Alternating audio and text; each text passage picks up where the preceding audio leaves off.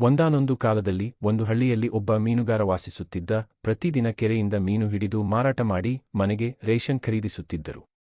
ಒಂದು ದಿನ ಅವನು ಮೀನು ಹಿಡಿಯಲು ಹೋದಾಗ ಅವನ ಬಲೆ ಮುರಿದು ಹೋಯಿತು. ನಂತರ ಅವರು ಮತ್ತೊಂದು ಬಲೆ ಬಳಸಿದರು, ಆದರೆ ಒಂದು ಮೀನು ಸಿಗಲಿಲ್ಲ.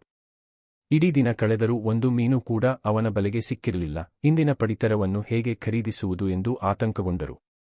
ಮಾರುಕಟ್ಟೆಗೆ ಹೋಗಿ ತರಕಾರಿ ಮಾರುವವರಿಂದ ಸಾಲ ಪಡೆದು ತರಕಾರಿ ಖರೀದಿಸುತ್ತಾರೆ.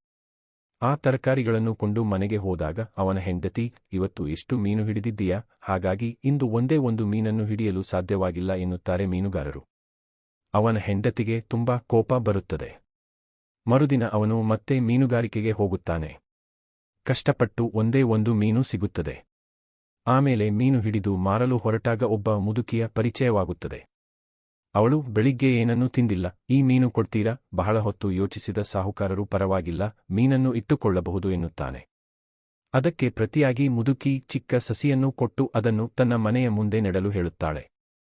ಸಾಹುಕಾರನು ಗಿಡದೊಂದಿಗೆ ಮನೆಗೆ ಹೋಗಿ ತನ್ನ ಹೆಂಡತಿಗೆ ಹೇಳುತ್ತಾನೆ. ಇಂದಿಗೂ ಮೀನುಗಳನ್ನು ತರಲಿಲ್ಲ ಎಂದು ಪತ್ನಿ ಮತ್ತೆ ಕೋಪಗೊಳ್ಳುತ್ತಾಳೆ. ಆಗ ಸಾಹುಕಾರ ತನ್ನ ಮನೆಯ ಮುಂದೆ ಗಿಡ ನೆಟ್ಟು ಮಲಗುತ್ತಾನೆ.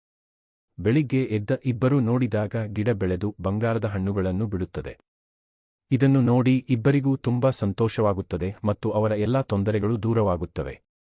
ಮುದುಕಿಯ ರೂಪದಲ್ಲಿ ದೇವರು ನಮಗೆ ಈ ಮಾಂತ್ರಿಕ ಸಸ್ಯವನ್ನು ನೀಡಿದ್ದಾನೆ ಎಂದು ಮೀನುಗಾರ ಅರ್ಥಮಾಡಿಕೊಳ್ಳುತ್ತಾನೆ.